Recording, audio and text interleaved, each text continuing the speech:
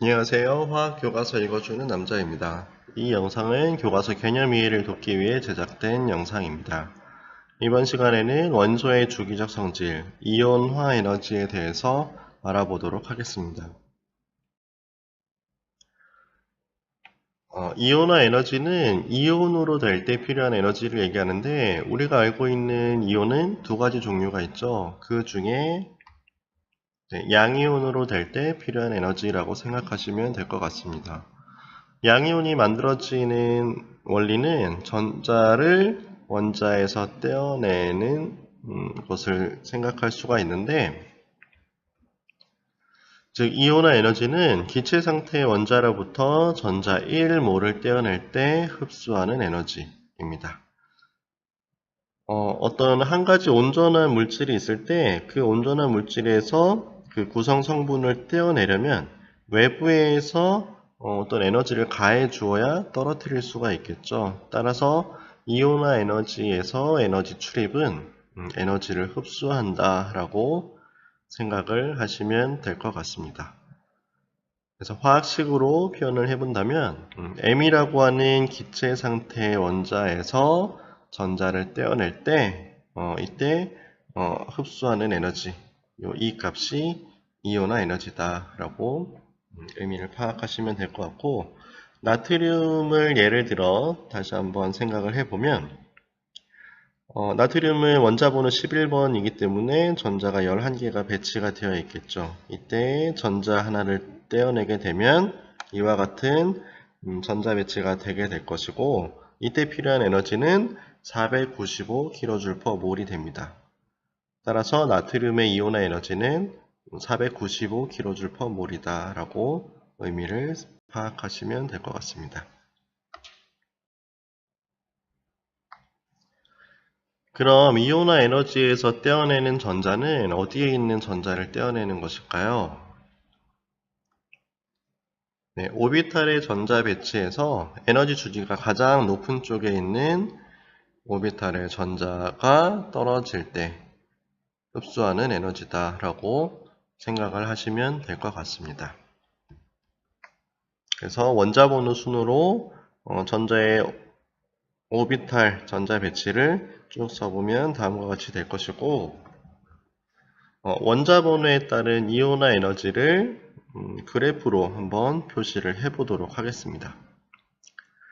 먼저 수소 원자의 경우 이온화 에너지는 1s 오비탈에 있는 전자 1개, 이것을 떼어낼 때 필요한 에너지가 될 것이겠죠.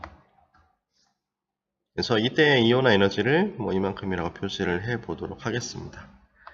헬륨의 경우 역시 1s 오비탈에 있는 전자 2개 중에 하나를 떼어낼 때 필요한 에너지가 될 텐데,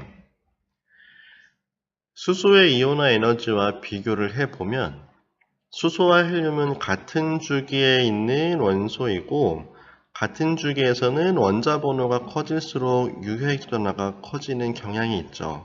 따라서 바깥쪽에 있는 전자를 잡아당기는 힘의 세기가 원자 번호가 더 큰 헬륨이 훨씬 더 세기 때문에 전자를 하나 떼어낼 때 필요한 에너지가 더 크다라고 우리가 예상을 할 수가 있습니다.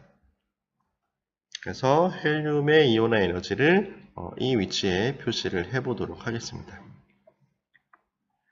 다음으로 리튬은 2s 오비탈에 있는 전자를 떼어낼 때 필요한 에너지가 이온화 에너지가 될 텐데,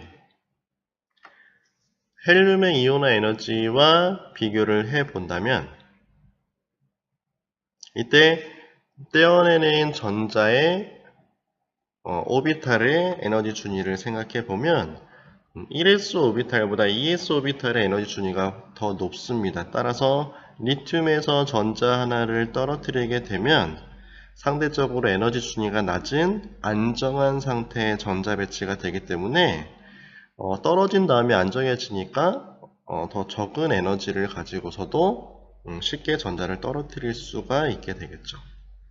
한 가지 더 생각을 해보면 수소와 리튬은 같은 쪽에 속해 있는 원소입니다. 즉 원자과 전자의 개수가 모두 한 개씩 배치가 되어 있기 때문에 이 두 가지 원소의 이온화 에너지도 비교를 해볼 건데, 물론 수소보다 리튬의 원자번호가 더 크기 때문에 유핵전하가 더 크지만 전자 껍질에 의한 영향 때문에 핵에서부터 잡아당기는 전자의 힘의 세기는 수소가 훨씬 더 크다라고 생각하시면 될 것 같습니다. 따라서 리튬의 이온화 에너지는 수소보다 낮은 이 위치라고 보시면 될 것 같고, 다음으로 베릴륨은 역시 ES 오비탈에 있는 전자 두 개 중에 하나를 떼어낼 때 필요한 에너지라고 생각하시면 됩니다.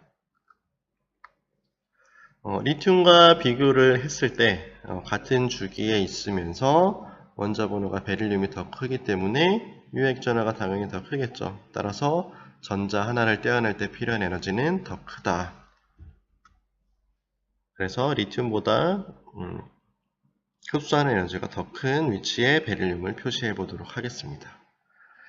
다음으로 붕소는 EP 오비탈에 있는 전자를 떼어낼 때 필요한 에너지가 이온화 에너지가 될 텐데, 베릴륨의 이온화 에너지와 비교를 해 본다면 EP 오비탈의 에너지 준위가 ES 오비탈의 에너지 준위보다 더 높습니다. 따라서 EP 오비탈에 있는 전자가 떨어지게 되면 에너지 준위가 낮은 안정한 상태의 전자 배치가 되기 때문에 붕소의 이온화 에너지는 베릴륨 이온화 에너지보다 더 작다라고 할 수가 있겠습니다. 다음으로 탄소의 경우는 역시 EP 오비탈에 있는 전자 하나를 떨어뜨릴 때 필요한 에너지가 될 것이고, 붕소의 이온화 에너지와 비교했을 때 탄소의 유핵 전하가 더 크기 때문에 붕소보다는 더 많은 에너지가 필요하다. 질소는 역시 EP 오비탈에 있는 전자를 떼어낼 때 필요한 에너지가 이온화 에너지가 될 것이고, 탄소와 비교했을 때 더 많은 에너지가 필요할 것입니다. 다음으로 산소는 역시 EP 오비탈에 있는 전자를 떼어낼 때 필요한 에너지가 될 텐데, 질소의 이온화 에너지와 비교를 해보면 이때는 전자 배치를 고려해 보셔야 됩니다.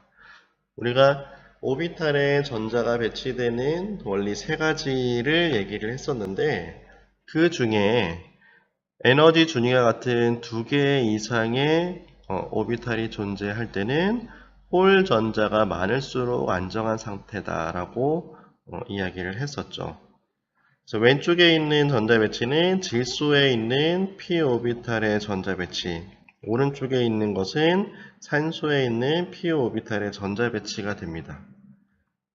따라서 산소에 있는 p 오비탈의 경우 전자쌍이 존재하기 때문에 반발력이 작용을 하게 됩니다. 그래서 전자가 하나 떨어지게 되면 훨씬 더 안정한 상태로 전자 배치가 되기 때문에 질소보다 산소의 원자 번호는 더 크지만 이온화 에너지는 더 작다라고 얘기할 수가 있습니다.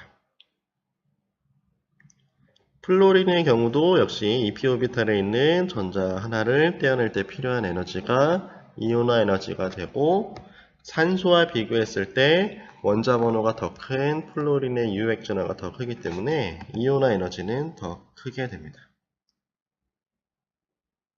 네온은 EP 오비탈에 있는 전자가 떨어질 때 필요한 에너지가 이온화 에너지가 될 것이고, 플로린과 비교했을 때 유핵 전하가 더 크기 때문에 당연히 이온화 에너지는 더 크겠죠.